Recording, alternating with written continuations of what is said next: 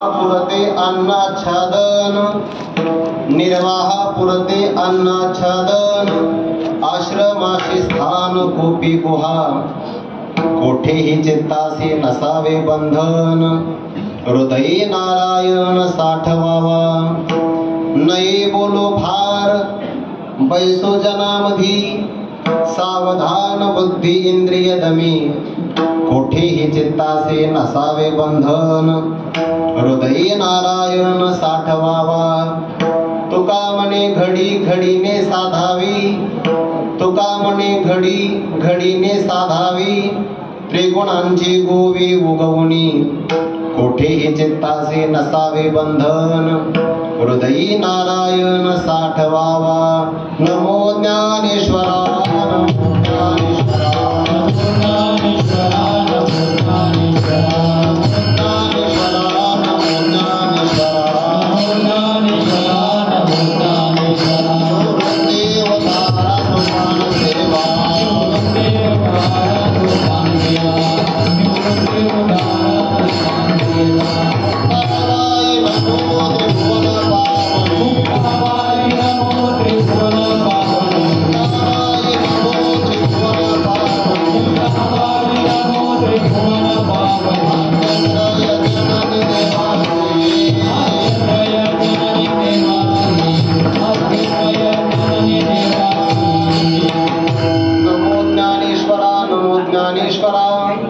निवृत्ती उदारा सोपान देवा मुक्ताबाई नमो त्रिभुवन पावनी आद्यत्रय जननी देवांची दयांचे किरिया स्मरण होय सकळ विद्यांचे अधिकरण ते जीवंदो श्रीचरण श्री गुरूंचे ते नमस्कारोनी आता निर्वाहा पुरते अन्न आच्छादन निर्वाहा पुरते अन्न आच्छादन आश्रमाशी स्थान कोपी गुहा कोठेही चित्तासे नसावे बंधन हृदयी नारायण साठवावा। प्रस्तुत प्राप्त प्रसंगी विश्वगुरु श्री निवृत्तीनाथ महाराज कैवल्य साम्राज्य चक्रवर्ती विश्वमौली ज्ञानोबाराय शांती ब्रह्म संत श्री एकनाथ महाराज वैराग्य रागरसिक जगदवंद्य जगद्गुरु श्री संत तुकोबाराय आदि करून या विश्वातील ज्ञात अज्ञात दृश्य दृश्य कोटीतील सकल संत महापुरुषांच्या परम कृपाशीर्वादाने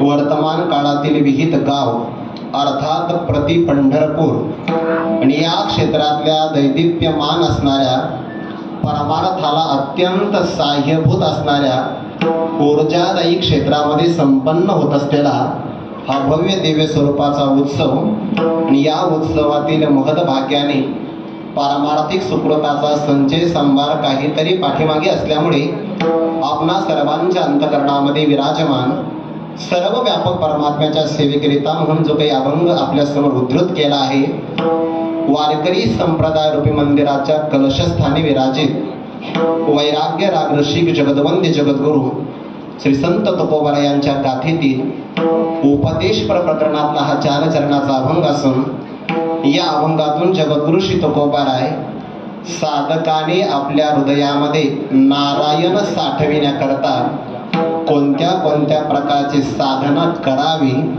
किंवा कोणत्या गोष्टीचा त्याग करावा याचा गोड उपदेश किंवा साधकाचे आदर्श दिनचर्या या अभंगातून तुकोबाराय प्रतिपादन करतात। विठ्ठल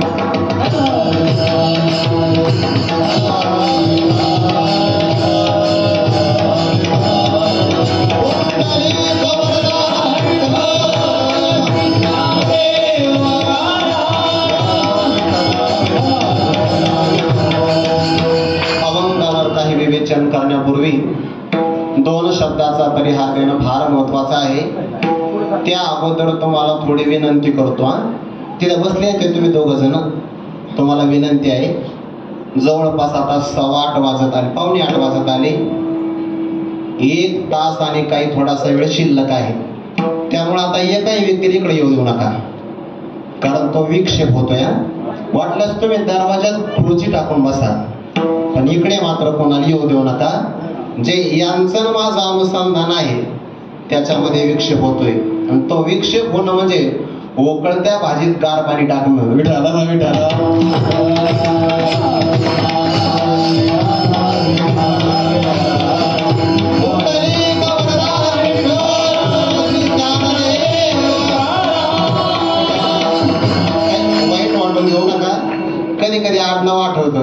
विठ्ठल.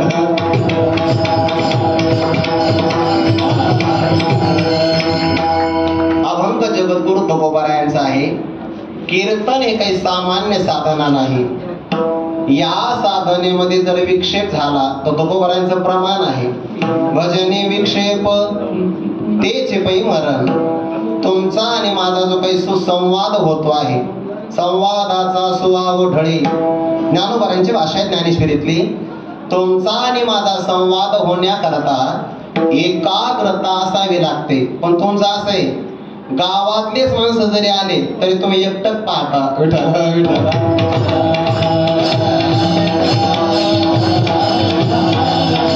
फक्त एवढं कृपेचं दान आहे, कीर्तनात फक्त विक्षेप होऊ देऊ नका. जर तुम्हाला कीर्तन ऐकताना झोप आली, जागेवर झोपा, हरकत नाही, फक्त घोरू नका. विठ्ठल विठ्ठल.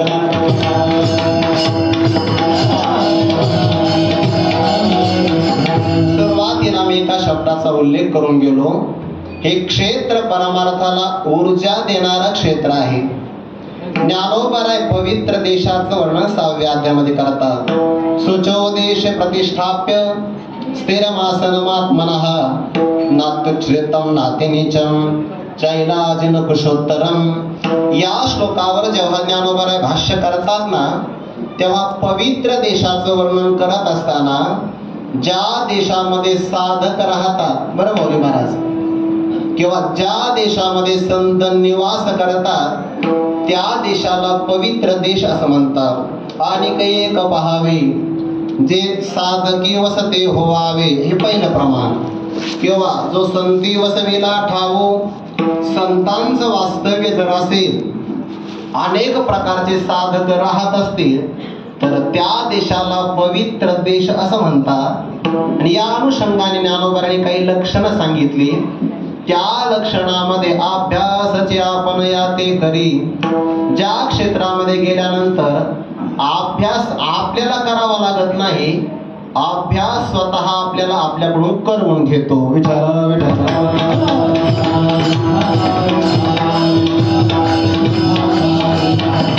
जसं इथं साध्वी माता संताबाई त्यांच्या माध्यमातून भगवंताचं आगमन झालं आहे. आणि या क्षेत्रामध्ये आल्यानंतर आपोआप आपल्याला परमार्थ करावा असा वाटतोय. पाठीमागे मी एकदा येऊन गेलो या मंदिरामध्ये उद्धव महाराज, तर इथे हरिपाठ सुरू होता. विठ्ठल विठ्ठल.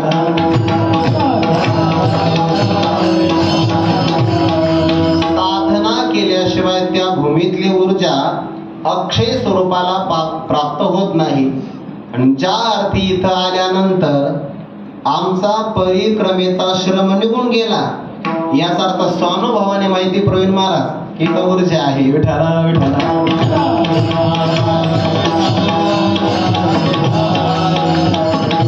अशा परम पावनदायी असणाऱ्या आपण प्रति पंढरपूर म्हणतो आहे, या गावात निषिद्ध कर्म घडत नाही. गावाचं नाव ईदगाव. शास्त्रामध्ये 2 प्रकारची कर्म आली आहे. जे शास्त्राने प्रतिपादन केलं करा त्याला विहित कर्म असं म्हणतात, आणि जे करू नका त्याला निषिद्ध कर्म असं म्हणतात. काही माणसाला उपदेश करायची गरज नाही. काल बरोबर आला तर माणसं निषिद्ध कर्म आपोआप सोडतात. जसा की श्रावण. विठ्ठल विठ्ठल.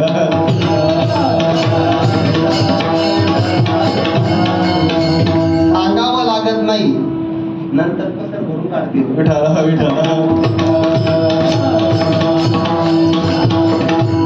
या गावातली साधना आपल्या परमार्थाला बळ देणारी आहे. म्हणून या ठिकाणी साथ करणारे आमच्यापेक्षा कृपा दृष्टी ज्यांच्याकडे पाहिल्यानंतर प्राप्त होऊ शकते.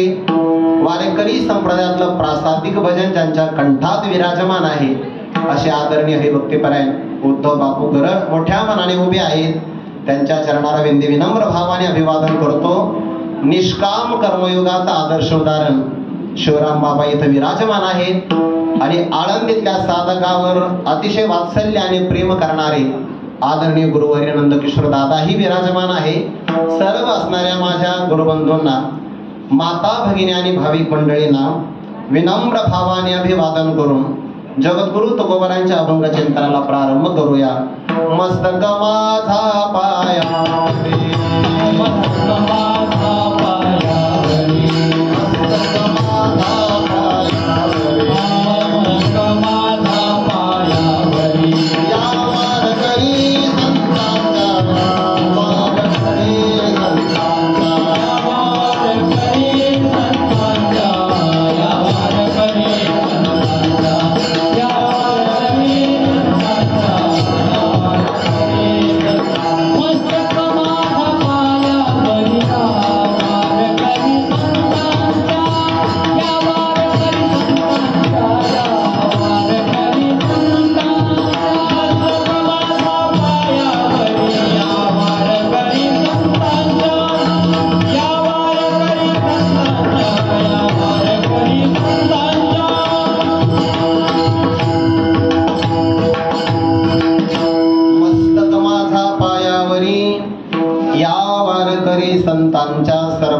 चरणारविंदी मनोभावे अभिवादन करून जगद्गुरु तुकोबरायांचा अभंगाचा भाव आपल्याला पाहायचा आहे. हृदयी नारायण साठवावा हे या अभंगातलं सूत्र आहे आणि या सूत्राच्या भोवती संपूर्ण जगद्गुरु तुकोबरायांचा आजचा अभंग गुंफला गेला आहे. परमार्थिक साधना करत असताना परमात्म प्राप्ती फार सुलभ आहे, पण मनाने साह्य केलं तर परमात्म प्राप्ती अत्यंत कठीण आहे, प्रतिबंध जास्त असले तर. विठ्ठल विठ्ठल.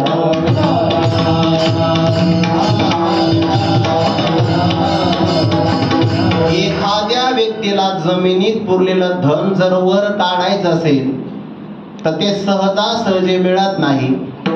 त्याला एक विशिष्ट लक्षणाचा व्यक्ती असावा लागतो, ज्याला ज्ञानोबा पायाळू असं म्हणतात. पण नुसता पायाळू नाही, ज्ञानोबा त्याची 4 प्रकारचे लक्षण सांगतात.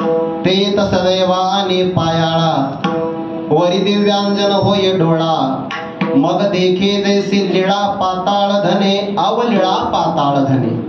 सदैवा भाग्यवान असावा, पायाळू जन्म होताना पायाकडून जन्म व्हावा, त्याला पायाळू म्हणतात. त्याला डोळाही असावा आणि त्या डोळ्यामध्ये घालण्यासाठी दिव्य अंजन ही प्राप्त व्हावं. 4 गोष्टीचा जर योग आला, देखे जैसी अवलीळा पाताळ धने, पाताळ म्हणजे जमिनीमध्ये पुरून ठेवलेलं धन, ते त्याला आपोआप दिसू लागतं बरं. पण त्याला तो व्यक्ती या 4 लक्षणाने संपन्न असावा लागतो. एखाद्या पायाळू व्यक्तीला धन दिसलं म्हणजे लगेच त्याला ते काढता येत असं नाही. त्याला पहिल्यांदा त्यावरची माती दूर करावी लागते. मातीच्या खाली मुरुम असतो, तो दूर करावा लागतो. कधी कधी गाळ सापडतो, तो दूर करायचा. कधी पाषाण दूर करावे लागतात. पण कधी कधी धनावर वासना ठेवणारा व्यक्ती जर पुरुष असेल तर धनावर तो भूत होऊन राहतो, आणि धनाची वासना जर स्त्रीच्या मनात असेल तर ती तिथं हाडळ होऊन राहते.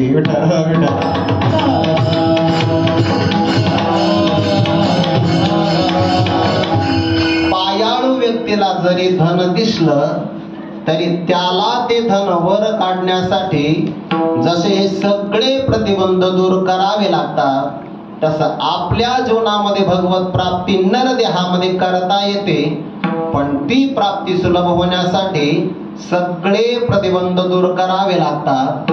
जितके प्रतिबंध प्रबल असतात तितकी परमात्मा प्राप्तीला विलंब शक्यता लागू शकते, आणि जेवढे प्रतिबंध कमी असतात तेवढी परमात्मा प्राप्ती सुलभ होते. या प्रतिबंधामध्ये 3 वासनेचा विचार केला आहे. पहिली आहे देह वासना, दुसरी आहे शास्त्र वासना, आणि तिसरी आहे लोक वासना. हे 3 प्रतिबंध जर असेल तर मनुष्याला परमार्थामध्ये येऊन सुद्धा समाधान मिळत नाही.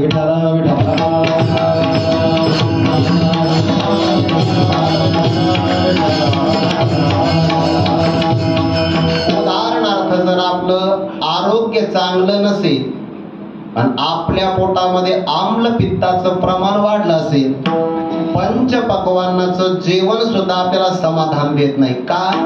कारण पोटामध्ये जर त्या आम्लतेचा अंश असेल तर तो अंश खाल्लेल्या अन्नाला वांती करण्याकरता भाग पाडतो. तसं प्रतिबंध जर असेल तर परमात्मा प्राप्ती होत नाही. त्या प्रतिबंधामध्ये 3 प्रकार आहेत. 3 प्रकारच्या वासना शास्त्रामध्ये सांगितल्या. विस्तार जास्त करायचा नाही, मला अभंगाकडे लवकर यायचं आहे. पण प्रास्ताविकता मांडत असताना हा भाग महत्वाचा. प्रतिबंध पहिला आहे लोक वासनेचा. या क्रमाक्रमाने अलीकडे येतोय. लोक वासना कशाला म्हणतात? लोकांनी माझी निंदा करू नये, कायम लोकांनी माझी स्तुतीच करावे, अशी आपल्या अंतकरणामध्ये जी भावना असते ना, त्याला लोक वासना असं म्हणतात. ज्याला लोकस्तुतीची चटक लागली आहे त्याला भगवत प्राप्ती होत नाही.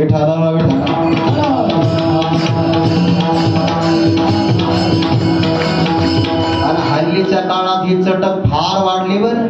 हो, लोकांना कीर्तनात आल्यानंतर कीर्तनकाराकडून अपेक्षा आहे की कीर्तनकाराने देवाचं कमी सांगावं, माझं जास्त सांगावं. फार झालं तर मग मी त्यांना नंतर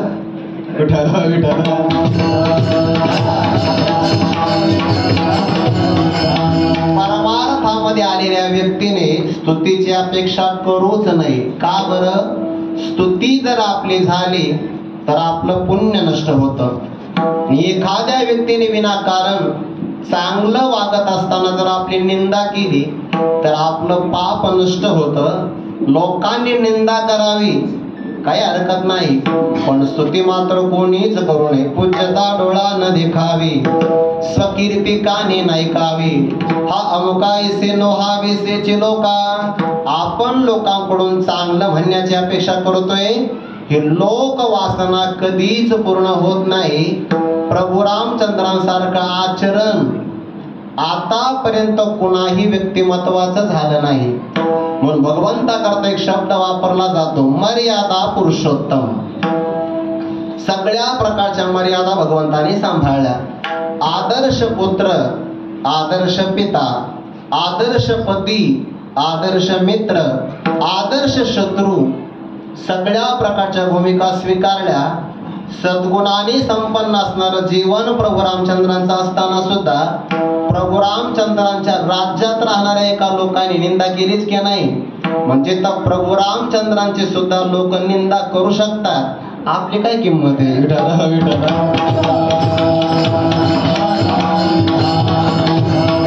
आणि माणसं इतरांच्या शब्दाला इतकं मनामध्ये जागा देतात.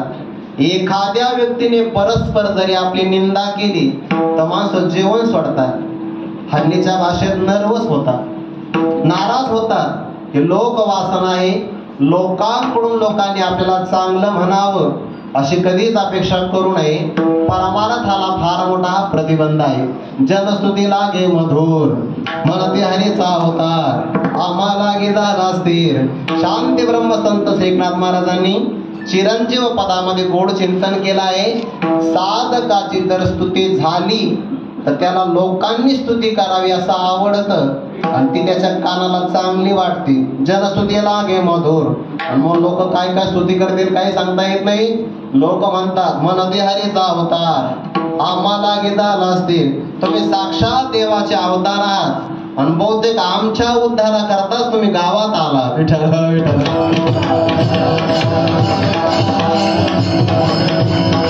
अशी जर स्तुती घडली तर त्याच्या साधनेमध्ये अंतराय होतो.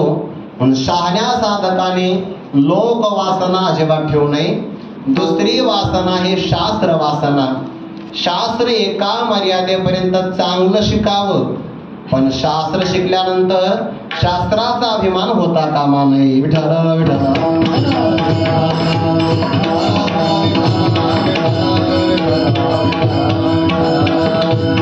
वामन पंडितांच्या संबंधाने अशी कथा सांगितली जाते. ते एका प्रवास करता करता एका पिंपळाच्या झाडाखाली आले आणि त्याने पिंपळावर पाहिलं तर पिंपळावर एका फांदीवर दाटी दाटीनं भूत बसलेले होते. ते भूत त्यांनी दिव्य दृष्टीनं पाहिलं आणि त्या भूतांची त्यांना भाषाही कळायची. विद्वान होते. आता दाटी झाल्यानंतर साहजिकच जिथं रिकामी जागा असेल तिथं माणसं बसण्याचा प्रयत्न करतात. काही ना दाटी कळत नाही, तो भाग वेगळा.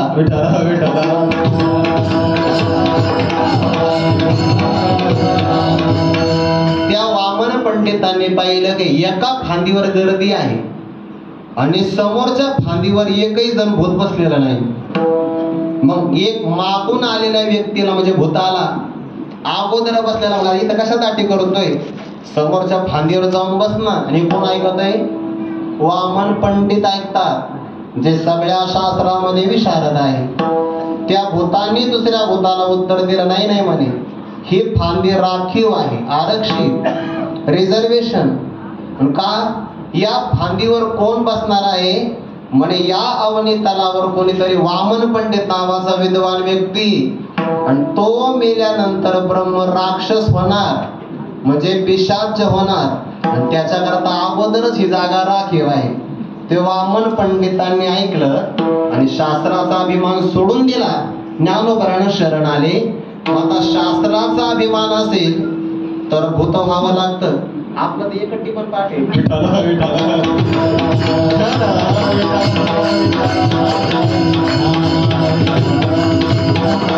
शास्त्र शिकावं पण शास्त्राचा अभिमान होता कामा नये. अक्षरे आणि ती अंगाची जाणीव.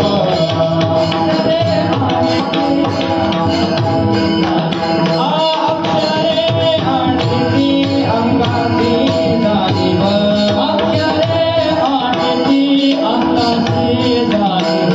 इच्छा ते गौरव पूजा भावे. इच्छा ते गौरव पूजा भावे. इच्छा ते गौरव पूजा भावे.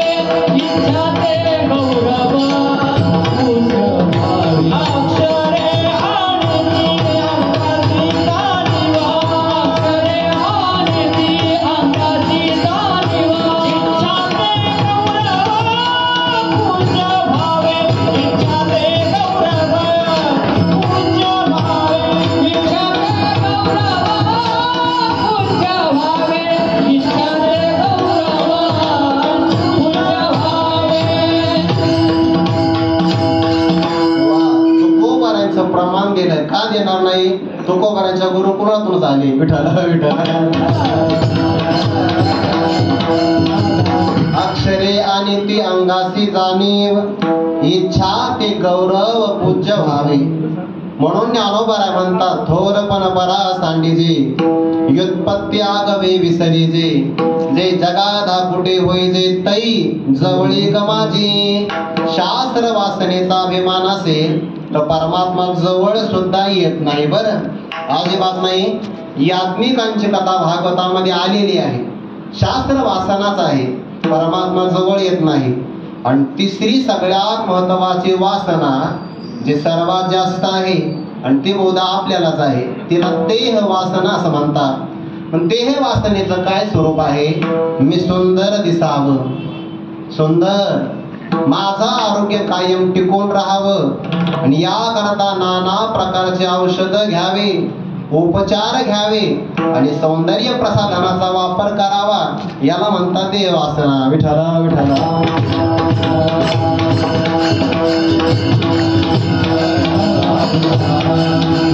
मी सुंदर दिसावं. तुम्हाला थोडं अलीकडच्या भाषेत सांगतो. सुंदर दिसण्याकरता मनुष्य जे कर्म करतात ना त्याला मेकअप म्हणतात. आता हे लगेच कळेल तुम्हाला, कारण बरेच जण त्याच्यातून पुढे गेले.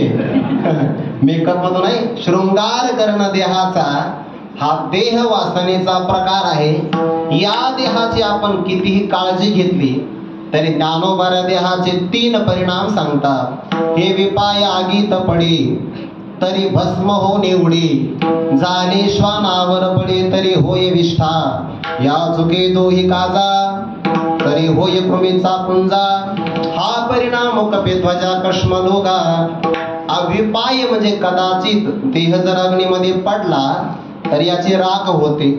नाही अग्नी संस्कार झाला तर याला कोल्हे कुत्रे लचके तोडून खातात.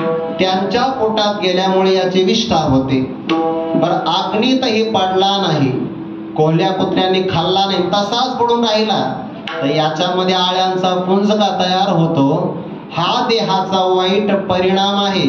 आणि त्या देहाला चांगलं ठेवण्याकरता वेळ घालवणं याला म्हणतात देह वासना. देह हे साधन आहे, साध्य नाही. बरं देह साधन आहे. साधनावर प्रेम करावं पण ते साध्य प्राप्तीसाठी साधनाला जर साध्य मानलं तर खरं साध्य मिळत नाही. विठ्ठला विठ्ठला.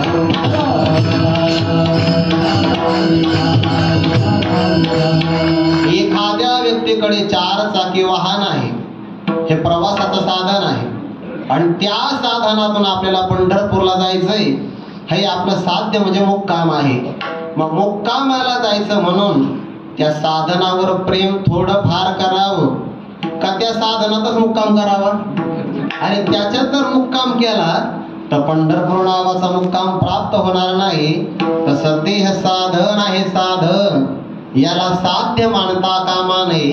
देहाला साध्य मानणारी चारवाक आहे आणि म्हणून देहामध्ये जर गुंतून राहिला तर त्याला परमात्मा प्राप्ती होत नाही. मग देहामध्ये मनुष्य गुंततो कसा? या देहामध्ये गुंतत असताना देहाचं रक्षण करण्यासाठी अन्न अतिशय आवश्यक आहे आणि म्हणून मनुष्य अन्न मिळविण्याचा प्रयत्न करतो. बरं, देह टिकला पाहिजे, देह टिकावा यात अडचण नाही, पण देह टिकण्यासाठी जर अन्न संपादन करण्यात वेळ गेला तर साधना कधी करणार आहे?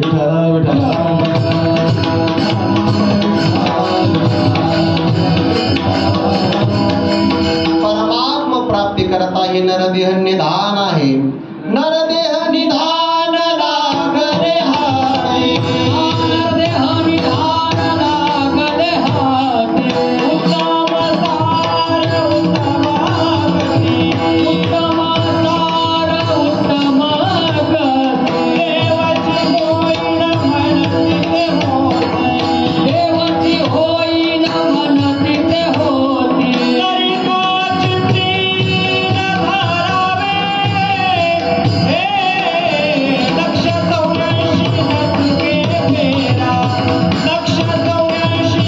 होते.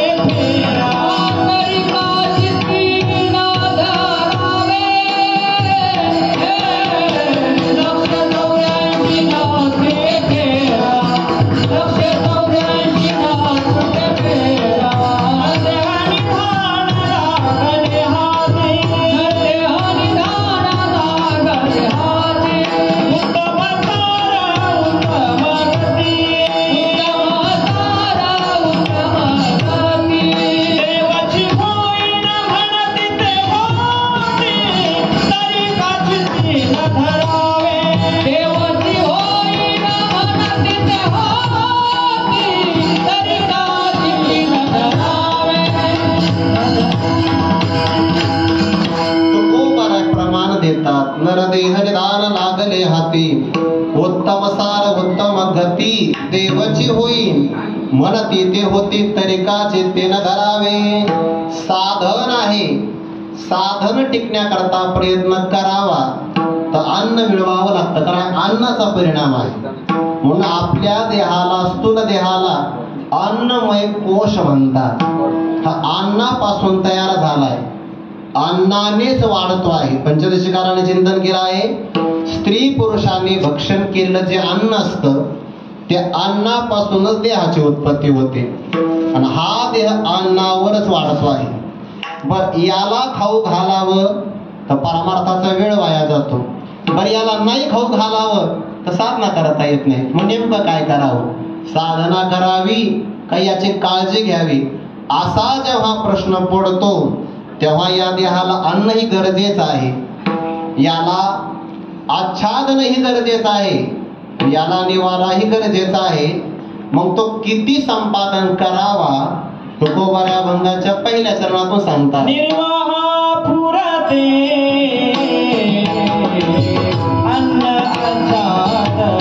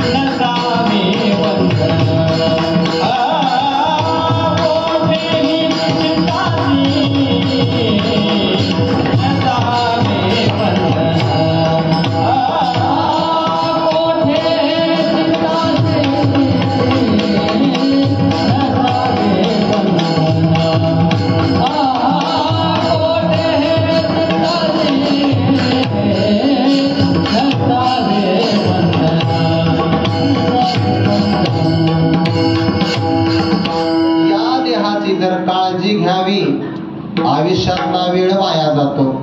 न काळजी जर घ्यावी तर साधना करता येत नाही. याचा समन्वय जगद्गुरु तुकोबाराय अभंगाच्या पहिल्या चरणातून सांगतात.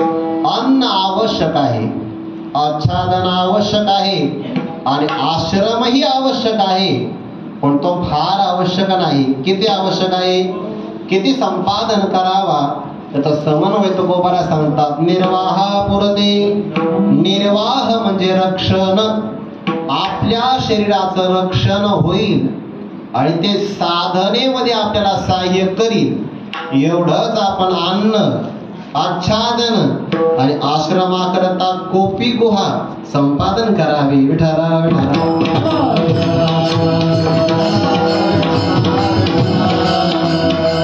संतांची वचन आपल्याला समन्वय शिकवतात. समन्वय जमला पाहिजे बरं.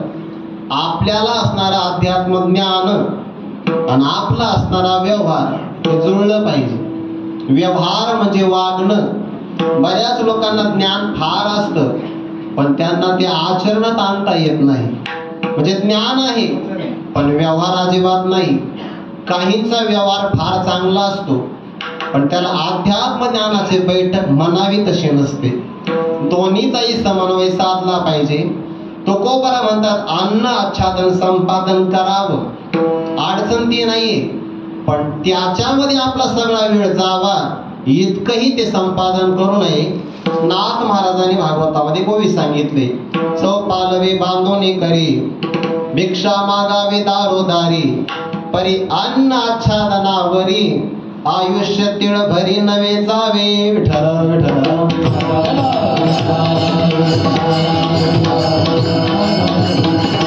साधिता परमार्थ निधान, साधका आडवी वस्त्र अन्न.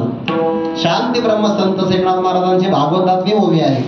परमार्थ निधान प्राप्त करत असताना त्या साधकाला अन्न वस्त्राची चिंता आडवी येते. तसं त्या निधानाकरता हाडळ आडवी नाही काही तसं त्या साधकाने करावं काय, काहीच करू नये. एखाद्या वस्त्राला 4 गाठी बांधाव्या. चौपालवी म्हणजे 4 पदर. चौपालवी बांधोनी करी, भिक्षा मागावी दारोदारी, त्याला मधुकरी म्हणतात. ज्याप्रमाणे एखादा मधुकर प्रत्येक फुलातून मकरंदाचे कण सेवन करतो पण फुलाला सुद्धा कळू देत नाही.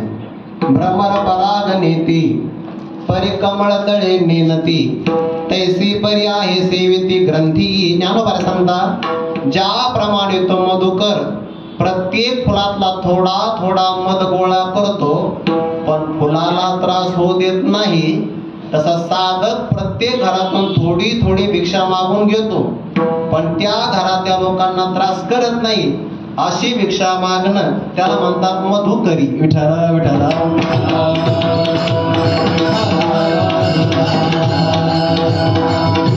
म्हणजे संपादन तरी किती करावं, शरीर टिकेल एवढं संपादन करावं. जास्त संग्रह काही कामाचा नाही आणि जास्त संग्रह राहत सुद्धा नसतो. तुम्हाला उदाहरण दे. एखाद्या असणारा पेलावर पाणी ज्यामध्ये मावतंय अशा पात्रात जर आपण तेवढं पाणी ओतलं तर तेवढं पाणी त्यामध्ये मावू शकतं. जास्त प्रमाणामध्ये जर आपण पाणी सोडलं तर पाणी त्या पात्रातून बाहेर वाहून जातं. तसंच आहे, जेवढं पचतं तेवढं खाल्लं तर बरं आहे. नाही म्हणे त्याने मला फार आग्रह केला आणि त्याचा आग्रह मला मोडता येणार, मग ते वाहून जातं.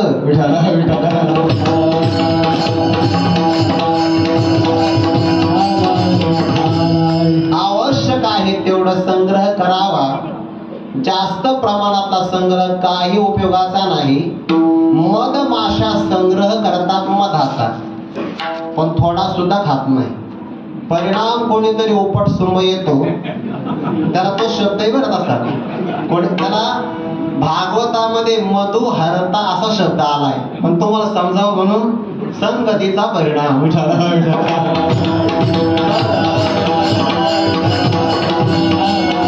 कोणीतरी अडाणी व्यक्ती येतोय आणि संग्रह केलेल्या मधाला झाडून घेऊन जातोय, म्हणजे संग्रह आपल्या उपयोगाला येणार नाही तो साठवण्यात काय पुरुषार्थ आहे. देहाच रक्षण व्हावं एवढंच मनुष्याने अन्न सेवन करावं. ज्ञानोबराय म्हणतात ती हातवटी अशी आहे. युक्ताहार विहारस्य युक्त चेष्टस्य कर्मसु युक्त स्वप्नावबोधस्य योगो भवति दुःखः. आहार तरी सेविजे युक्तीचे मापे मविजे मापितला बोल बोलिजे मितल्या पाऊली चालिजे जागणे जरी चालले तरी ते व्हावे मितुले. सगळ्या व्यवस्था त्यातल्या बघून घ्या. ज्ञानोबराय आहार विहाराचं आपल्याला वर्णन सांगतात. आहार सेवन करावा पण त्याला योग्य माप असावं. जे माणसं म्हणतात की आम्ही वारकरी आहोत, एकदा जेवल्यानंतर पुन्हा 11 वाजता 11 जणांचा स्वयंपाक संपवितो, वारकरी नाही. विठाला विठाला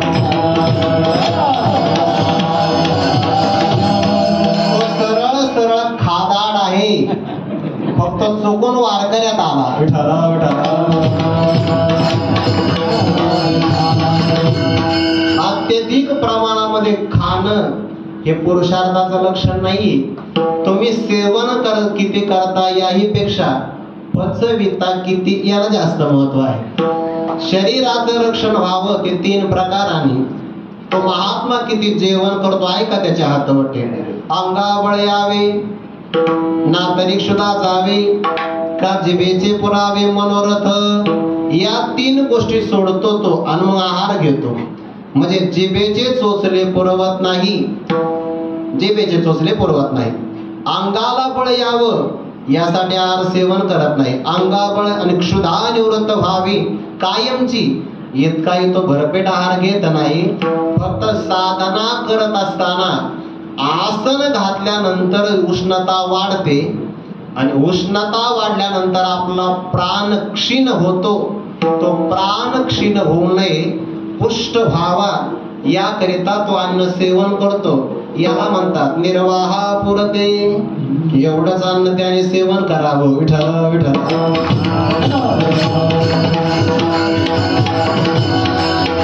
जगाचं थोडं निरीक्षण करून बघा. जास्त जेवणारी माणसं कमी जगतात आणि कमी जेवणारी माणसं जास्त जगतात. मी तुम्हाला उदाहरण भरपूर देईन. सर्वात मोठं वारकरी संप्रदायातलं मोठं उदाहरण शांती ब्रह्मश्री मारुती बाबा कोरेकर. विठाला विठाला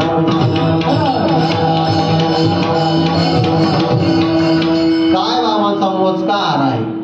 त्यांनी जर एखाद्या घासाला हात लावला तर त्या घासाला सुद्धा गुदगुल्या होत असेल बळी महाराज. इतका बाबांचा मृदू हात आहे. आणि थोडस आता बाबांना माहिती, दादांना कितीतरी वेळा बाबांना जीव घालण्याचा योग आला आहे. एक घास जरी शिल्लक झाला तर बाबा ते सेवन करत नाही. जुन्या लोकांना जर काही वांती झाली, आजार झाला तर ते आहार बंद करायचे. लंघनम परम औषधम. एखादा आजार झाला तर उपवाशी राहणं हे सगळ्यात मोठं औषध असतं. विठाला विठाला वैकुंठवासी प्रातस्मरणी जगन्नाथांना पवार सांगायचे, भूक नावाचा रोग लागला तर त्या रोगाला घालवण्यासाठी औषध आहार आहे. काय सांगितलंय? भूक नावाचा रोग असेल तर त्या रोगाला घालवण्यासाठी औषध म्हणजे आहार आहे. म्हणून आहार औषधाप्रमाणेच घ्यावा. जे माणसं आहार औषधाप्रमाणे घेत नाही ते उतार वयामध्ये औषध आहाराप्रमाणे घेतात.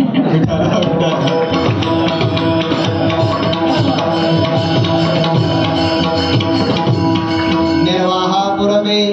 शरीराचं आपलं रक्षण व्हावं एवढं अन्न घ्यावं. आणि शास्त्रामध्ये त्याला प्रमाण आहे. आहार 3 प्रकारचा.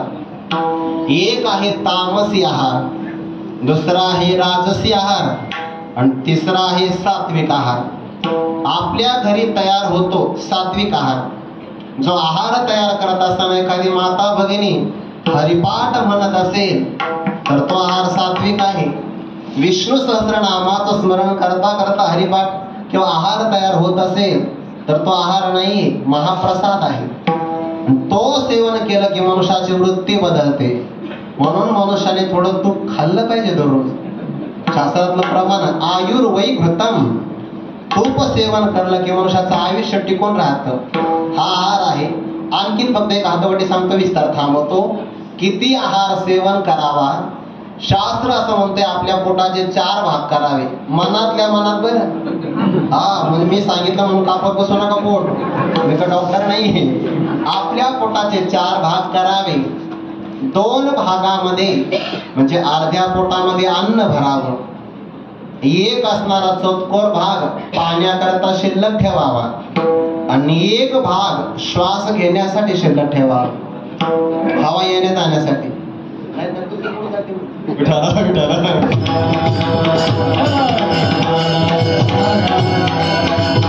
आता हे कळेल कशावरून? आपल्या उदराचे 2 भाग भरले हे कशावरून? आपल्या पोटामध्ये वायू असतो आणि जेव्हा आपण अन्न टाकतो तेव्हा अर्ध पोट भरल्याबरोबर तो वायू वरती येतो आणि वरती वायू आला की त्याला ढेकर म्हणतात. समजून घ्या, ढेकर आला बस पोटाची भूक तेवढीच आहे. आता आतड याला जास्त आवश्यकता नाही. मग काय करतात माणसं 3-3 ढेकरापर्यंत खातात, ते त्यांचा जिभेचा लाड आहे.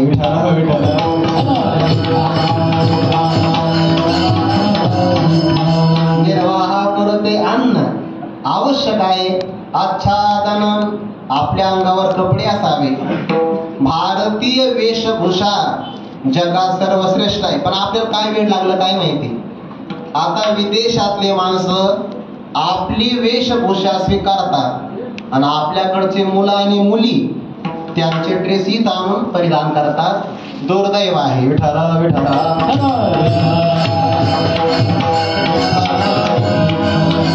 कुलवान घरातली स्त्री आपल्या पायाचं नख सुद्धा परपुरुषाला दिसू देत नाही. ओवी सांगतो ना तरी कुळवधू लपवी अवयवाते. कुलवान घरातली कुलवधू स्त्री आपल्या पायाचं नख सुद्धा दुसऱ्याला दिसू देत नाही, विस्तार नाही करत. वेशभूषा महत्वाची आहे. सात्विक जर वेशभूषा असेल त्या व्यक्तीला पाहिल्याबरोबर मनुष्याचे विचार बदलतात. प्रवीण महाराज तुम्ही थोडेसे पुढे होते आज परिक्रमा करताना, आम्ही थोडे मागे होतो. बहुतेक वैभवला किंवा नारायण महाराजांना माहिती असेल, आम्ही जेव्हा गौतम ऋषीपासून खाली उतरलो तेव्हा आमचा परिचय नाही. पण एक माता भगिनी फक्त आमच्या कपड्याकडे पाहून म्हणाली, महाराज तुमचे कपडे इतकी कस काय पांढरे शुभ्र आहे? त्याचं कारण भारतीय वेशभूषा. विठ्ठला विठ्ठला. वेशभूषा परिणाम करतेच बघा. शाळेमध्ये काही काही कार्यक्रम असतात आणि विद्यार्थी कोणत्या तरी गाण्यावर नाचतात, काय काय कपडे घालतात विचित्र, असं वाटतं जोकर आहे सगळे ते कपडे घालू नये. आणि त्याच विद्यार्थ्याला जर आपण ज्ञानोबांचा वेश दिला किंवा छत्रपती शिवाजी महाराजांचा वेश दिला तर ज्ञानोबाप्रमाणे संत होईल, छत्रपती शिवाजी महाराजांप्रमाणे पुरुषार्थी होईल. विठ्ठला विठ्ठला. वेशभूषा फार महत्वाची आहे. ज्याला वेशभूषा पाळता येत नाही त्याला संस्कृती अजिबात पाळता येत नाही. म्हणून ती किती असावी? निर्वाहापुरते. आपल्या शरीरात काय नका वाचू, राजकीय सभा नाही. विठ्ठला विठ्ठला. निर्वाहापुरते अन्नाच्छादन. महाराज अन्न आच्छादन म्हणजे वस्त्र झालं. अन्न आणि वस्त्र निवाऱ्यासाठी साधकाने कुठं राहावं? आश्रमाशी स्थान, कोपी गुहा. त्याने एक तर एखाद्या पर्वताच्या दरीत राहावं किंवा आपण भामचंद्र डोंगरावर जा, गाथा ज्ञानेश्वरी पाठ करणारे साधक गुहेमध्ये राहतात. पावसाळ्यात पाणी पण पडतं वरून, पाजरतं पण तक्रार नाही, कारण लोक त्रास देत नाही. मनुष्य ज्ञानोबाला म्हणतात त्याला लोकात येण्याची अजिबात आवड नाही. विठ्ठला विठ्ठला. बहुएकांतावरी प्रीती, जया जनपदाची खंती किंवा जळाशय परिसरे, शैल कक्षांचे कुहरे, अधिष्ठी जो आदरे नगरा नाही. साधकाने पर्वताच्या गुहेत राहणं होतं किंवा फार झालं तर एखादी झोपडी तयार करावी. झोपडीमध्ये ममत्व राहत नाही. बरं, आपल्या परंपरेमध्ये संत होऊन गेले, ते पंढरीची वारी करण्याकरता निघाले तर मागे असणारी झोपडी जाळून टाकायचे. का? चातुर्मासाला गेल्यानंतर आपल्या झोपडीची सुद्धा आठवण येऊ नये. काय महापुरुषांचा भाव असेल. आणि आपण ज्ञानोबाऱ्या सोबत वारीला गेलो दररोज न चुकता सायंकाळी फोन करतो घरी, विठ्ठल विठ्ठल.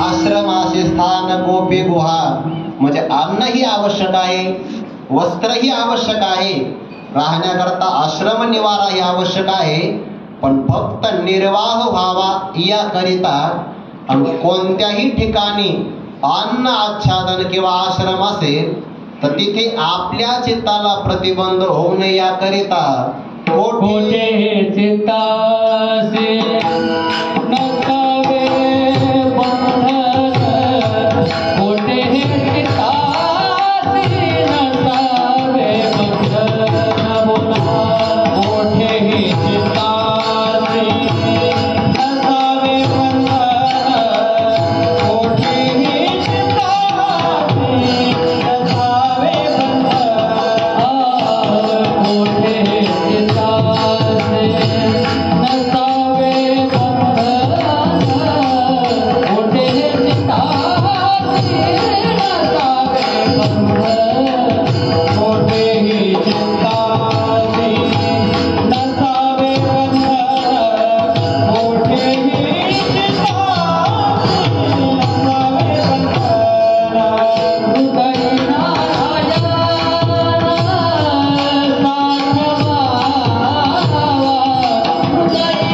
नारायण साठवावा, कोठे चित्तासे नसावे बंधन, कोठे चित्तासे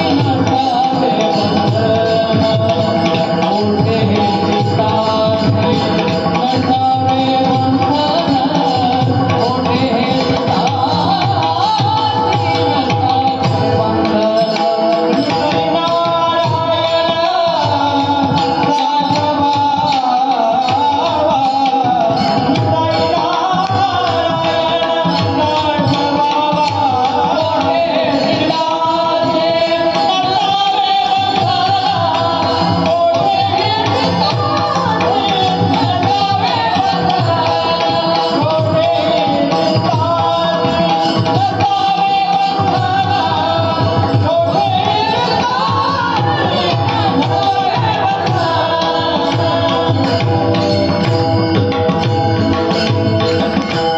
कोठेही चित्तासी नसावे बंधन. बंधन शब्दाचा अर्थ होतो बांधणारा भाग किंवा बद्ध करणारा भाग. थोडक्यामध्ये ज्यामध्ये आपलं चित्त अडकून बसतं, गुंतून राहतं, त्याला बंधन असं म्हणतात. आणि मनुष्याच्या मनामध्ये असा कोणताच विषय नसावा की मृत्यूच्या प्रसंगाला त्याचं मन त्याच्यात अडकून राहील. विठ्ठल विठ्ठल.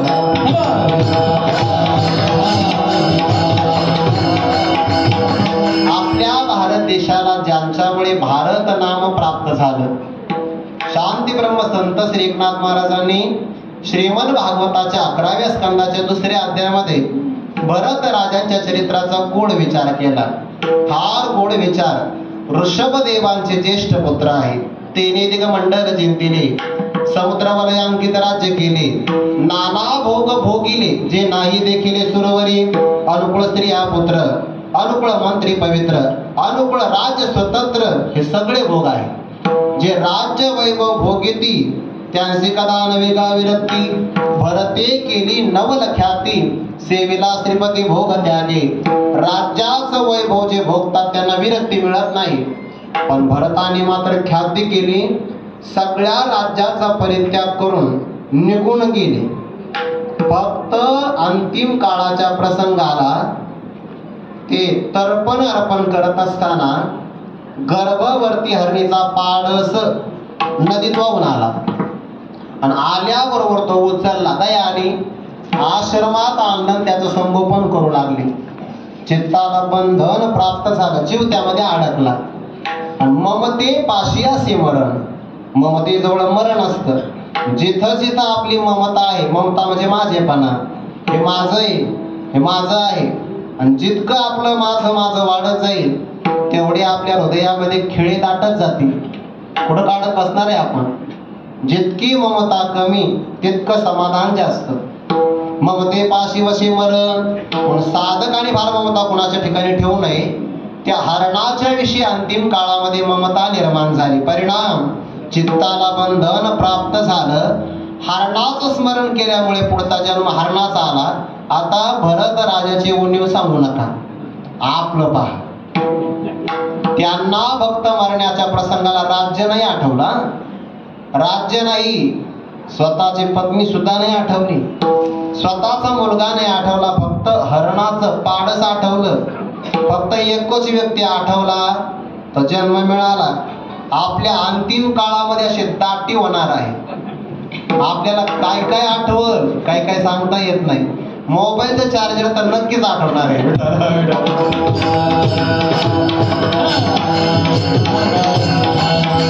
आपलं बाकी सगळं विसरेल पण ते नाही विसरणार. मी आज कोणा कोणतरी ऐकलं का ते इथे अंगठ्याला घालायला मोबाईल चालवायला काहीतरी आलं म्हणतात, ते सुद्धा आठवण.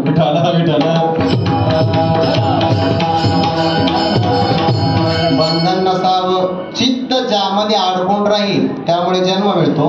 रोहिदास महाराजांचा पूर्वजन्म आपल्याला माहिती. पूर्वजीवनामध्ये त्यांना कोणीतरी चांदीच्या पादुका दिल्या, खडावा चरण पादुका, आणि पोटमाळ्यावर ठेवून दिल्या. आयुष्यभर वापरल्याच नाही. आणि मरणाच्या प्रसंगाला फक्त तिथं लक्ष गेलं की भक्तांनी मला पादुका दिल्या आहे, चरण पादुका, पण मी पायात धारण नाही केल्या. आगामी जन्म रोहिदास महाराजांचा चर्मकारामध्ये झाला. चित्ताचं बंधन आहे. मी त्यांची उणीव नाही सांगत, त्यांच्यातून आपल्याला हा बोध घ्यायचा आहे की आपलं मन कुठं अडकून राहता कामा नाही. वासनेचे मूळ छेदिल्या वाचूना, वासनेचे मूळ छेदिल्या वाचूना, वासनेचे मूळ छेदिल्या वाचूना, वासनेचे मूळ छेदिल्या वाचूना, नभेची खंडाला गर्भवासा, नभेची खंडाला गर्भवासा, नभेची खंडाला गर्भवासा, नभेची खंडाला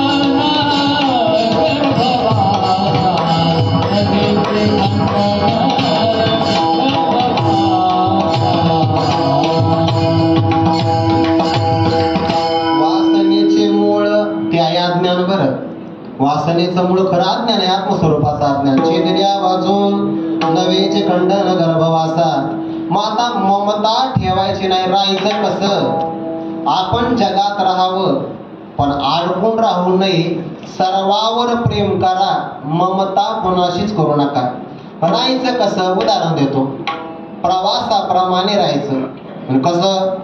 आपण एसटी बस मध्ये प्रवास करतो, करत असाल ना तुम्ही? 50% फ्री आहे.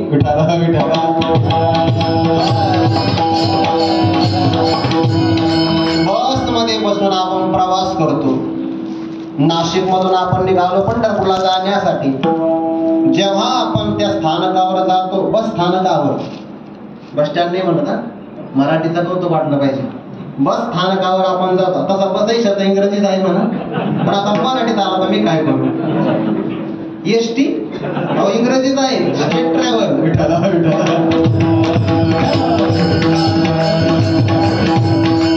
नाही, बस स्थानकामध्ये गेला, कोणाची परिचय नसतो.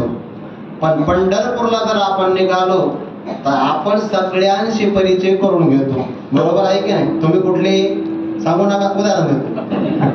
सगळ्यांचा आपला परिचय होतो, संवाद होतो. थोडीशी शिदोरी आपण त्याला देतो आणि त्याची जास्त घेतो. बरोबर आहे का नाही? सर्वांशी आपण प्रेम करतोय, प्रेमाचा व्यवहार करतोय. बस मध्ये आपण तिथपर्यंत जातोय, प्रेमाचा व्यवहार आहे वर वरून. पण आतून सर्वांना माहितीये की एकदा मुक्कामावर आलो की सगळे आपापल्या धर्मशाळेत निघून जाणार. तसंच आहे, हा आपला प्रवास आहे. तुमचा आणि माझा प्रवास फक्त 7 ते 9 आहे. एकदा हा प्रवास संपला की मी तिकडं आणि तुम्ही तुमच्या घरी आहात. असंच राहावं लागतं. जर असे राहिला तर तुम्ही कोणामध्ये अडकणार नाही. नाहीतर अडकला जन्म घेणे लागे वासनेचा संगे. म्हणून कोठे तासी नसावे बंद. संसारात बांधून चित्ताला ठेवू नका. चित्ताला बांधा देवाचं वळ. विठ्ठल विठ्ठल.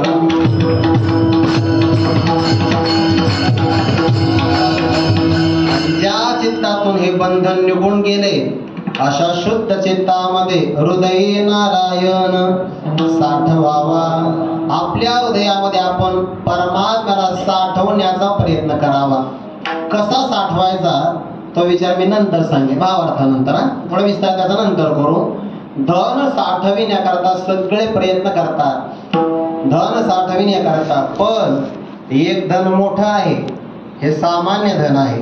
परमार्थ महाधन हे साठवण्याचा प्रयत्न करावा. कसा साठवायचा परमात्मा हृदयामध्ये विस्तार मी नंतर करतो आहे.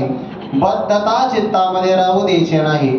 आणखीन तुकोबाला एक साधन तिसऱ्या चरणामध्ये सांगतात. नाही बोलो फार बैसो जनामध्ये, नाही बोलो फार बैसो जनामध्ये, नाही बोलो फार बैसो जनामध्ये, नाही बोलो फार बैसो जनामध्ये, नाही बोलो फार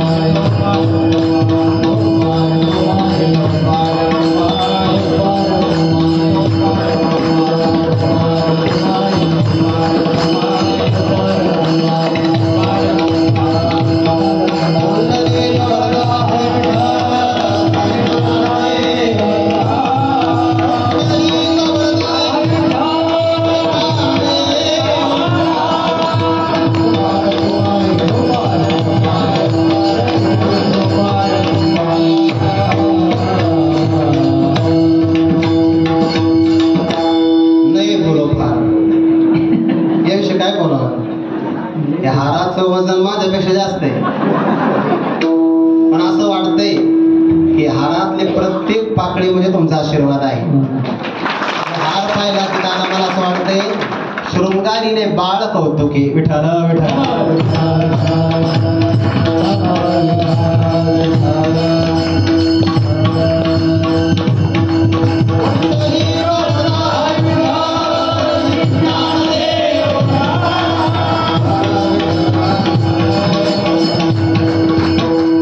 सकाळीच कोणाला तरी उदाहरण सांगितलं मला सहज आठवलं म्हणून बरं गडकरी साहेबच काही घडणार नाही.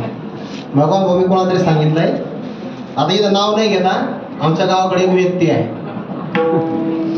ज्या काळात जे प्रसिद्ध कीर्तनकार असेल ना त्यांच्या कीर्तनात ते जातात जाताना हार घेऊन जातात आणि त्या कार्यक्रमातला जो मोठा हार असेल ते कीर्तन झाल्यानंतर स्वतः घेऊन जातात.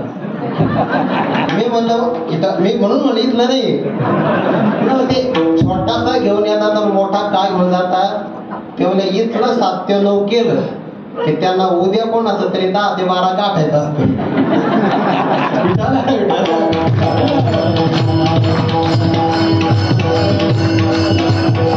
इथं काय तसं कोणी करणार नाही. मला माहिती आहे तुमचा हा आमच्यावर असणारा आशीर्वादाचा वर्षाव आहे. एक 5-10 मिनिटं नाही बोलो फार बैसो जनामध्ये साधक आणि आणखीन काय जवळपास या अभंगामध्ये 7 प्रकारची साधनं सांगितल्या. आपण नंतर मोजून घ्या. तिसऱ्या चरणामध्ये साधन सांगितलं नये बोलो फार म्हणून मी 9च्या पुढे जाणार नाही.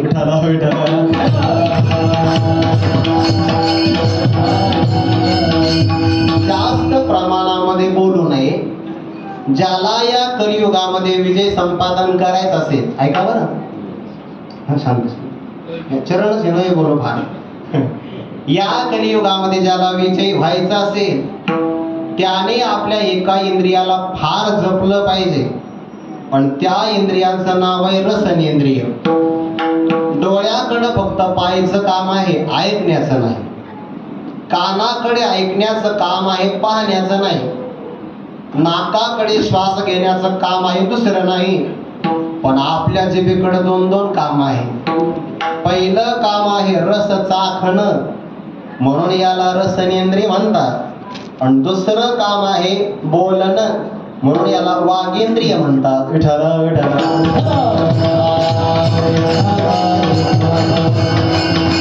व्यवहारामध्ये काही लोक असे असतात भाऊ त्यांच्याकडे फक्त एकाच मंत्रालयाचा विभाग असतो. काही असे असतात त्यांच्याकडे भरपूर खाते असतात भरपूर ती योग्यता असते. असं भांडण करू नये की एवढे खाते कसं काय घेतले योग्यता असते ती. तसं आपल्या असणाऱ्या वागेंद्रिय आणि रसनेंद्रियाची योग्यता आहे त्याच्याकडे 2 काम आहे. पण त्याचा जर तोल गेला मग तो खाण्यात जाऊ नाहीतर बोलण्यात जाऊ दोन्हीकडे भांडण आहे.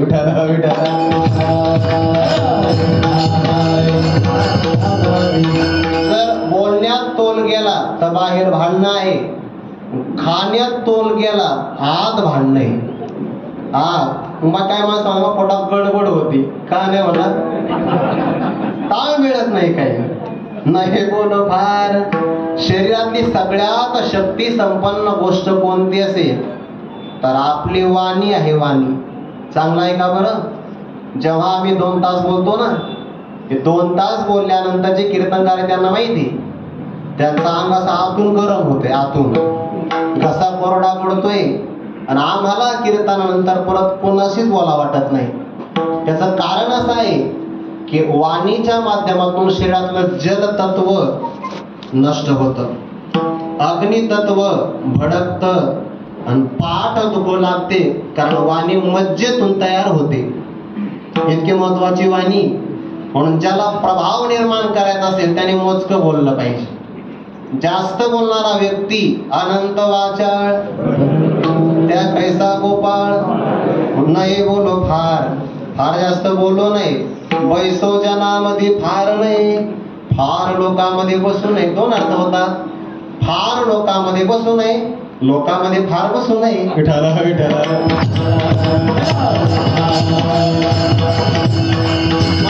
कसा करायचा. अर्थ असा आहे या देहात आल्यानंतर स्वतःच हित आपणच करू शकतो दुसरं कोणी करू शकत नाही. एक वाक्य सांगून जातो, एवढं वाक्य ध्यानात ठेवा.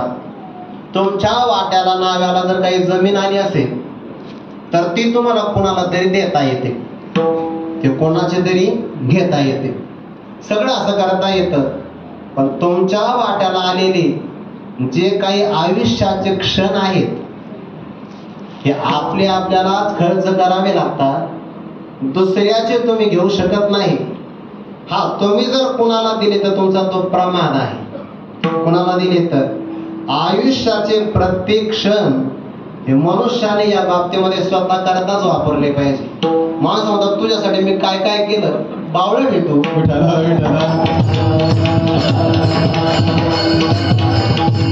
अरे सरळ म्हणतो तुझ्यासाठी मी काय काय केलं, त्याला आपण विचारावं तो माझ्यासाठी ते सोडून तू स्वतःसाठी काय केलं. आपले क्षण आपल्याला वापरता आले पाहिजे.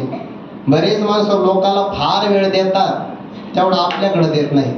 जेवढा लोकाला वेळ देतात तेवढा जर स्वतः करता दिला तर आपलं लवकरात लवकर कल्याण होईल. म्हणून जनामध्ये फार बसू नये, लोकांमध्ये फार बसू नये.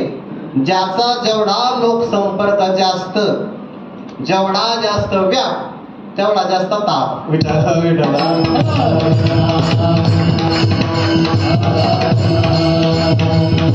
शहाण्या मनुष्याने फार लोकसंग्रह केला, लोक गोळा केले म्हणजे स्वतःला काही फार पुरुषार्थ म्हणू नये. जेवढा मोठा व्याप असेल तेवढा आपल्याला त्रास आहे, तेवढे आपल्या हृदयामध्ये एक एक प्रकारचे आपण खिळे ठोकून घेतले आहे. पण संपर्क कमी असावा. स्वतःचं जीवन स्वतःला चांगलं जगता येतं. जे लोक हल्ली सोशल मीडियावर नाही का जितके जास्त व्यस्त होतात तितके जास्त नर्वस होतात. काही काही लोक म्हणतात माझे फेसबुकला 4000 मित्र आहे, सगळे त्याप्रमाणे बावळट आहे. काय कामाला येते, आपत्तीमध्ये काही कामाला येत नाही ना. मैत्र केला महाबळी, कामाला यंत काणी. एकच मित्र वेद लागते सारी का, जोडून ठेवला सका. जनामध्ये फार बसू नये किंवा फार जनामध्ये बसू नये. जास्त लोकांमध्ये बसू नये, लोकांमध्ये जास्त बसू नये. मग ते म्हणा महाराज उद्यापासून आम्ही कीर्तनालाच येत नाही आपण, कारण तुम्ही सांगितलं नाही बोलू फार बसतो जनामध्ये. याचा असा अर्थ नाही करायचा. अर्थ असा करायचा आपण पारमार्थिक असाल आणि प्रापंचिक लोक जर समोर जास्त असेल त्यांच्यात बसायचं नाही. आणि आपण पारमार्थिक आहोत आणि समोरचे पारमार्थिक असेल तर मग बसल्यामध्ये काही हरकत नाही. कारण जर आपण एकट्याने नामस्मरण केलं जेवढं पुण्य मिळतं त्यापेक्षा जर आपण 100 जणांनी नामस्मरण एकत्र केलं तर आपल्याला 99 लोकांचं पुण्य प्रत्येकाला आपोआप मिळतं. विठ्ठला विठ्ठला. अर्थ करायचा प्रापंचिक लोकांमध्ये बैसो नाही असा अर्थ करायचा. तुकोबराच्या वचनाला पुन्हा कोणत्याही प्रकारचा पाद येत नाही. सावधान बुद्धी इंद्रिय दमी. आणि आपली बुद्धी सदैव सावधान असावी. पण कशात? इंद्रिय ताब्यात ठेवण्यासाठी. डोळ्यांनी वाईट पाहायचं नाही, कानाने वाईट ऐकायचं नाही, जिभेनं वाईट पदार्थ खायचा नाही. वर्षभर, फक्त श्रावणात नाही, वर्षभर सावधान बुद्धी. आपली असणारी बुद्धी इंद्रिय दमन करण्यामध्ये सावधान असली पाहिजे. किती सावध असावी? ज्ञानोबरांनी काही उदाहरणं दिली आहे. ज्याप्रमाणे एखादा ब्रह्म राक्षस आपल्या वाड्याला विसरत नाही, एखादा योद्धा शस्त्राला विसरत नाही, लोभी मनुष्य आपल्या भांडाराला विसरत नाही, एकुलत्या एक मुलाला जशी आई विसरत नाही किंवा मधमाशी आपल्या मधाला विसरत नाही, तसा जो असणारा पुरुष किंवा ज्याची बुद्धी इंद्रिय ताब्यात ठेवण्याकरता विसरत नाही.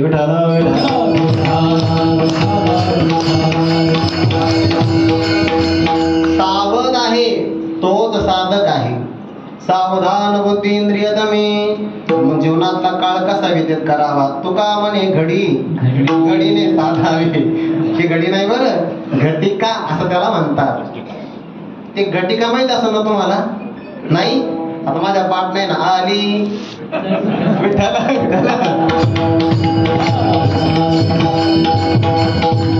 तुम्हाला त्या घटिकेपासून तर सगळं अवघड आहे ना.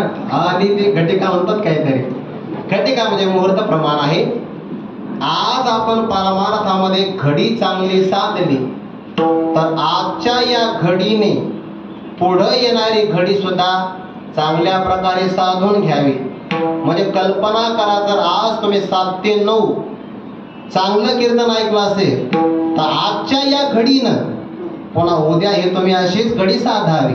तुका म्हणे घडी घडीने साधावी. पण त्यामध्ये 3 प्रतिबंध येतात. सत्व, रज आणि तम हे 3ही गुण आहेत. गुणच आहे म्हणजे दावे आहेत. तिन्ही बांधतात. सत्व ज्ञानाच्या अभिमानात बांधतो, रजगुण चांचल्यात बांधतो आणि तमोगुण जाड्य किंवा आळसात बांधतो. या 3 गुणांचा गोवा आहे, गुणताडा आहे, तो सोडवावा आणि जीवनात असणारा काळ चांगल्या प्रकारे व्यतीत करावा. थोडक्यात सांगून जातो, आपला भूतकाळ आपल्या हातातून निघून गेला आहे. येणारा भविष्यकाळ आपल्या हातात नाही, फक्त वर्तमान काळच आपल्या हातात आहे. शहाण्या मनुष्याने वर्तमान काळातच कायम जगलं पाहिजे. कसं होतं कसं झालं चिंता नाही करू. मनुष्य खेद करतो कसं होतं आणि कसं होईल, काय व्हायचं ते होईल. तो मात्र चांगल्या प्रकारे साधना करून वर्तमान काळातच जगलं पाहिजे. तुका म्हणे घडी घडीने साधावे, त्रिगुणांची गोवी भोगवणी, कोठेही चित्तासे नसावे बंधन, हृदय नारायण साठवावा. आता हे नारायण आहे परमात्मा, तो हृदयामध्ये कसा साठवायचा शंका निर्माण होते की नाही. आक्षेपस्य समाधानम व्याख्यानम पंचलक्षणम. विठ्ठल विठ्ठल.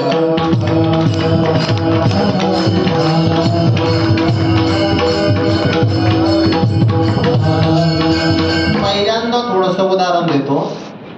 एखादी उपाधी जर स्वच्छ असेल तर दुसरा पदार्थ त्यामध्ये आपल्याला ठेवता येतो, आणि अस्वच्छ असेल तर पदार्थ ठेवता येत नाही. दोन्ही उदाहरण देतो, लक्षात येईल. पहिल्यांदा दृष्टांत ऐका, सिद्धांत नंतर सांगतो. भिंत पृथ्वीपासूनच तयार होते आणि आरसा ही पृथ्वीपासूनच तयार होतो. पण भिंतीमध्ये आपल्याला आपला चेहरा पाहता येत नाही, पण आरशामध्ये मात्र आपला चेहरा पाहता येतो, कारण त्याशिवाय फेटाच बांधता येत नाही. आरसा ही स्वच्छ उपाधी आहे, त्यामध्ये आपला चेहरा आपल्याला दिसतो, भिंतीमध्ये पाहता येत नाही. हे झालं उदाहरण. तसं आपलं हृदय म्हणजे अंतःकरण, त्याला मन म्हणतात, चित्त म्हणतात, बुद्धी म्हणतात. हे सत्व गुणाचं कार्य असल्यामुळे स्वच्छ आहे, आणि स्वच्छ असल्यामुळे यामध्ये हृदय नारायण साठवावा. तो आपल्या हृदयामध्ये साठवता येतो, पण त्याकरता पहिल्यांदा हृदय स्वच्छ करावं लागतं. बर, एखाद्या आरशावर जर धूळ असेल तर जसा त्यामध्ये चेहरा चांगला दिसत नाही, तसं ज्या हृदयामध्ये कपट असेल, द्वेष असेल, गाठी असतील गाठी, तर त्यामध्ये नारायण साठवता येत नाही.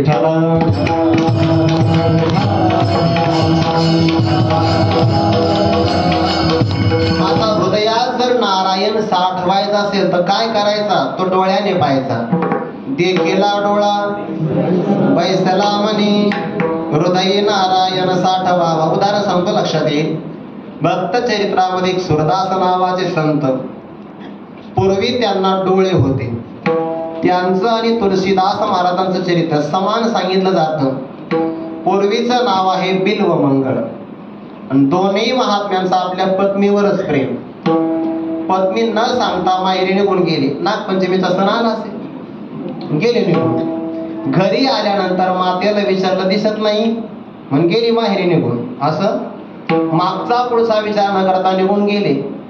आणि धर्मपत्नीनं त्यांना सांगितलं, नाथ, एवढ्या रात्री अपरात्री आपण प्रवास करून इथपर्यंत आला, एवढाच प्रवास जर पंढरीनाथाकडे केला असता तर सुखे येतो घरा नारायण, परमात्मा भेटायला आले असते.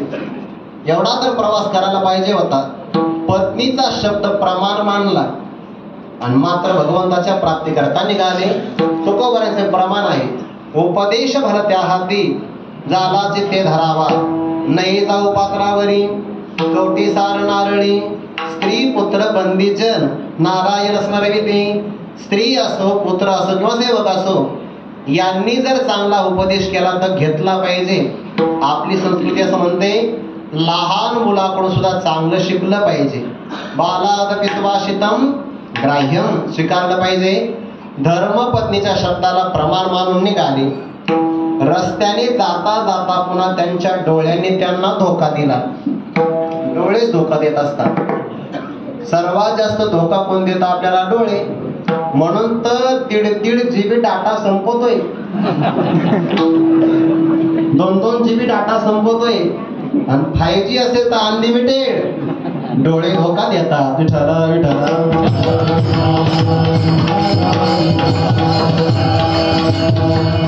काही खरं तर असं आहे मोबाईल पाहतो ना आपण त्याचा ब्राईटनेस डोळ्यावर विपरीत परिणाम करतो. म्हणजे मोबाईलवर एखादी मालिका कीर्तन वगैरे ऐकत असेल तसा वरती लाईट लावला पाहिजे म्हणजे या प्रकाशामुळे तो प्रकाश डोळ्यावर परिणाम नाही करत. पण काही एवढे बादर आहे ते पहिल्यांदा लाईट बंद करतात आणि मग मोबाईल पाहतात. तर काही त्याच्यापेक्षा सुधारित आवृत्ती पुढची आहे ते चादर घेतात आणि त्याच्या आत मोबाईल पाहतात. कस का डोळे जाणार नाही? विठ्ठला विठ्ठला.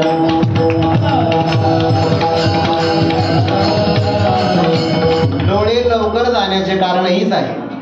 त्याचा रंग सारखा बदलतो ना. डोळ्यातले ज्ञान तंतू त्यामुळे बाधित होतात. फार मोबाईल वापरू नये. बघा जाणकार लोक मोबाईल वापरू देत नाही. आमच्या शेजारी एक व्यक्ती सचिन महाराज नाव नाही सांगत त्यांच्या आतमध्ये मशीन बसवलेली आहे. आतमध्ये निसर्गदान हृदय चालत नाही तर डॉक्टरांनी त्यांना सांगितलंय मोबाईल पासून लांब राहा. लाईटला हात लावून जाऊ नको आतमध्ये स्फोट होईल. एवढं महत्वाचं आहे ते. म्हणजे महत्वाचं आहे म्हणजे वापरू नये यासाठी लांब ठेवलं पाहिजे. कशा करता सांगतो मी? डोळ्याने धोका दिला. ज्या डोळ्याने आपल्याला धोका दिला ते डोळे फोडून टाकले. आंधळे झाले. रस्ता नाही सोडला. रोषे निघाले अवचडे पडिले द्वारकेचे वाटे ते शिने परी सुनाटे नवसती पदे. द्वारकेच्या रस्त्याला लागले ना आंधळे झाले. आता ते झाले आंधळे पण परमात्मा आंधळा नाही ना.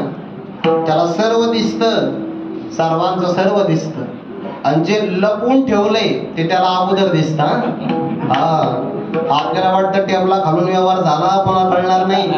असं त्याला लवकर दिसत असतं. जास्त लवकर त्याला ते दिसतंय. आपल्या कर्माला महाभारतामध्ये 12 किंवा 14 साक्षीदार असतात. पंचमहाभूत सूर्य चंद्र दिवस रात्र आपलं अंतकरण परमात्मा अशी बरीच मोठी यादी त्यांची. आणि मग भगवान ते प्रवास करायला निघाले. डोंगरावर चढले. दरीमध्ये कोसळणार भगवान प्रकट झाले आणि त्यांच्या हाताला पकडलं माग खेचलं. लक्षात आलं आंधळ्या माणसाला हाताला लवकर कळतं हा भगवंताचा हात आहे. हा दुसऱ्या लोकांचा हात नाही. दुसऱ्याच्या हात लगेच ओळखू येतात. तंबाखू खाणाऱ्याचा ओळखू येतो हात. सुनात लागलेला असतो की नाही. हा माझ्या देवाचा हात आहे. ओळखलं आणि प्रभूने हिसका मारला. चालले. भगवंताला सांगितलं हाताला हिसका मारून काय जातो? हिम्मत असेल तर माझ्या हृदयातून जाऊन दाखव. हात छोडा कर जात आहे दुर्बल जानत मोय. प्रभू मेरे हृदय से जाय मर्द कहा बेतोय. तुला मी मर्द म्हणेन. भगवान प्रसन्न झाले. म्हणून काय पाहिजे? डोळे. डोळे दिले. भगवंताला नखशिखांत पाहिलं आणि डोळ्याच्या द्वारे परमात्मा हृदयात साठवला. भगवंताला सांगितलं आता एक काम करा डोळे काढून घ्या. म्हणे हेच काम का? डोळे द्यायचे काढून घ्यायचे? म्हणे हो देवा. ज्या डोळ्याने तुला पाहिलं आणि हृदयात साठवलं त्या डोळ्याने मला आता संसार पाहून हृदयात ठेवायचा नाही. हृदय नारायण साठवावा. ज्ञानेश्वर